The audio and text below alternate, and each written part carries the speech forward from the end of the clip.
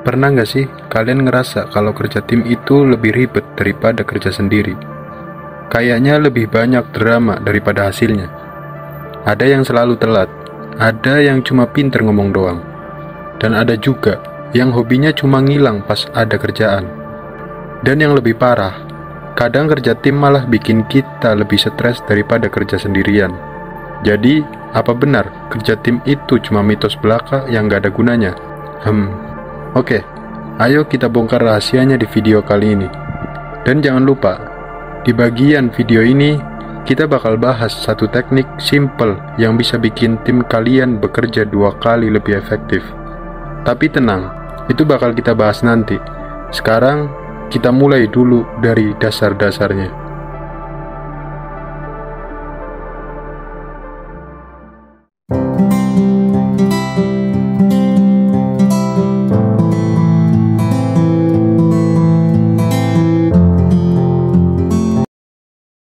Halo sobat, balik lagi bersama saya, tentunya di channel Zona Kehidupan.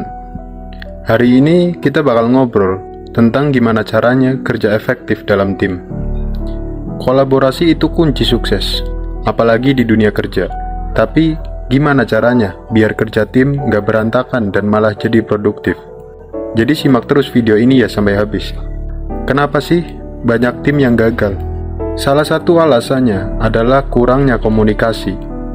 Kadang kita ngerasa udah ngerti satu sama lain, padahal belum tentu. Misalnya, pernah nggak sih kalian ada di situasi di mana semua orang ngomong, tapi nggak ada yang dengerin? Atau mungkin ada yang selalu mendominasi percakapan dan akhirnya ide-ide bagus nggak pernah keluar. Selain itu, ada juga masalah ego. Tiap orang punya kepentingan dan cara sendiri yang bisa bikin konflik. Jadi, gimana solusinya? Ayo kita bahas. Komunikasi itu kunci, tapi bukan cuma ngomong doang ya. Mendengarkan itu penting banget. Misalnya, kalau ada anggota tim yang punya ide, dengarkan dulu sebelum berkomentar.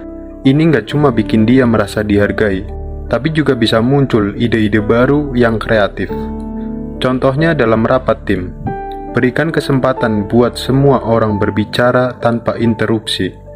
Jangan lupa, gunakan alat komunikasi yang efektif, kayak Slack atau Trello buat koordinasi kerjaan. Dengan begitu, setiap informasi dan tugas bisa tersampaikan dengan jelas dan gak ada yang terlewat. Selain itu, penting juga untuk memastikan komunikasi berjalan 2 arah. Artinya, jangan hanya memberi instruksi, tetapi juga menerima umpan balik dari anggota tim. Dengan begitu, anggota tim merasa dilibatkan dan dihargai. Misalnya, jika ada yang merasa tugasnya lebih berat, dengarkan keluhannya dan cari solusi bersama. Komunikasi yang terbuka dan jujur adalah dasar dari kerjasama tim yang baik. Pembagian tugas yang jelas itu juga penting. Kadang, masalah muncul karena nggak ada yang tahu tugasnya apa. Bayangin aja, kalau dalam satu tim, ada 2 orang yang ngerjain tugas yang sama dan gak ada yang ngerjain tugas lain. Hasilnya pasti kacau. Jadi pastikan tiap anggota tim tahu perannya masing-masing dan apa yang diharapkan dari mereka. Kalau perlu, buat to-do list atau jadwal biar semuanya jelas. Misalnya, dalam satu proyek, pastikan ada yang bertanggung jawab untuk setiap bagian dari awal sampai akhir. Dan lakukan check-in rutin untuk memastikan semua berjalan sesuai rencana. Selain itu, penting juga untuk memastikan bahwa pembagian tugas berdasarkan kekuatan dan keahlian masing-masing anggota tim. Misalnya, kalau ada yang jago desain grafis, beri dia tugas yang sesuai dengan keahliannya. Dengan begitu, pekerjaan bisa selesai lebih cepat dan hasilnya juga lebih baik. Dan jangan lupa, selalu ada ruang untuk saling membantu jika ada anggota tim yang mengalami kesulitan. Nggak bisa dipungkiri, konflik pasti ada dalam tim. Tapi jangan biarkan konflik merusak kerjasama. Cara terbaik adalah menghadapi konflik dengan kepala dingin. Bicarakan masalahnya, cari solusi bersama, dan jangan biarkan ego menguasai. Misalnya kalau ada perbedaan pendapat, coba dengarkan semua argumen dulu sebelum membuat keputusan. Ingat, tujuan kalian sama, yaitu mencapai hasil terbaik. Dan yang paling penting, yaitu hindari gossiping atau ngomongin orang di belakang, karena itu bisa merusak kepercayaan dalam tim. Kalau konflik sudah mulai memanas, coba ambil jeda sejenak. Kadang, dengan menenangkan diri dulu, kita bisa melihat masalah dengan lebih jernih dan menemukan solusi yang lebih baik. Selain itu, jangan ragu untuk meminta bantuan mediator jika diperlukan, seperti manajer atau pihak ketiga yang netral. Ini bisa membantu menyelesaikan konflik dengan lebih objektif. Kepercayaan itu dasar dari kerja tim yang sukses. Tanpa kepercayaan, kolaborasi nggak akan jalan. Jadi penting banget buat membangun kepercayaan satu sama lain. Gimana caranya? Jujur dan terbuka dalam berkomunikasi, serta tunjukkan bahwa kamu bisa diandalkan.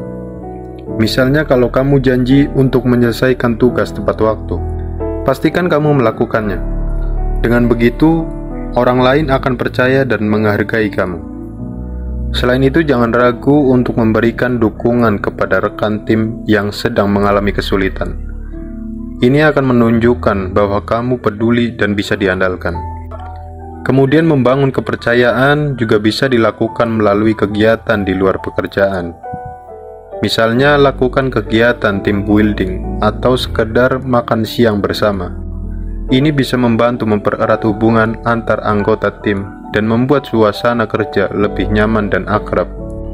Ingat ya, kepercayaan itu nggak dibangun dalam semalam, tapi dengan konsistensi dan komitmen. Serta jangan lupa untuk menghargai usaha dan kontribusi tiap anggota tim. Beri apresiasi, meskipun itu kecil. Ini bisa jadi motivasi besar buat mereka. Misalnya, kalau ada anggota tim yang berhasil menyelesaikan tugas dengan baik, berikan pujian atau bahkan hadiah kecil. Selain itu, ciptakan lingkungan kerja yang positif dan mendukung, supaya semua anggota tim merasa nyaman dan semangat bekerja. Dengan begitu, kerja tim bisa menjadi pengalaman yang menyenangkan dan produktif. Motivasi juga bisa datang dari penghargaan yang lebih formal, seperti bonus atau promosi. Tapi ingat ya, penghargaan gak harus selalu berupa materi.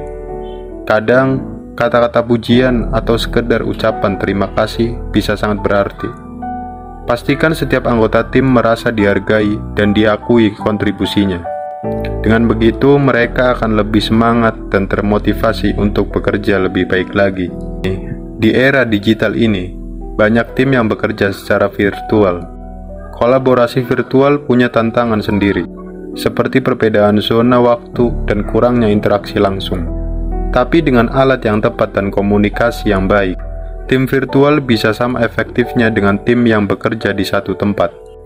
Gunakan video call secara rutin buat check-in, dan pastikan semua anggota tim merasa terhubung. Selain itu, manfaatkan teknologi seperti Google Drive atau Dropbox untuk berbagai dokumen dan memastikan semua orang memiliki akses ke informasi yang diperlukan. Selain itu, penting juga untuk menetapkan aturan yang jelas dalam kolaborasi virtual.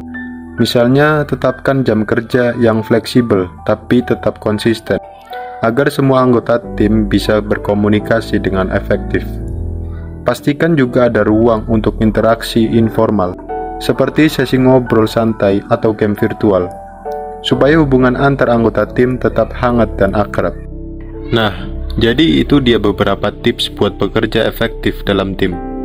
Ingat, kunci utama adalah komunikasi yang baik, pembagian tugas yang jelas, serta membangun kepercayaan satu sama lain.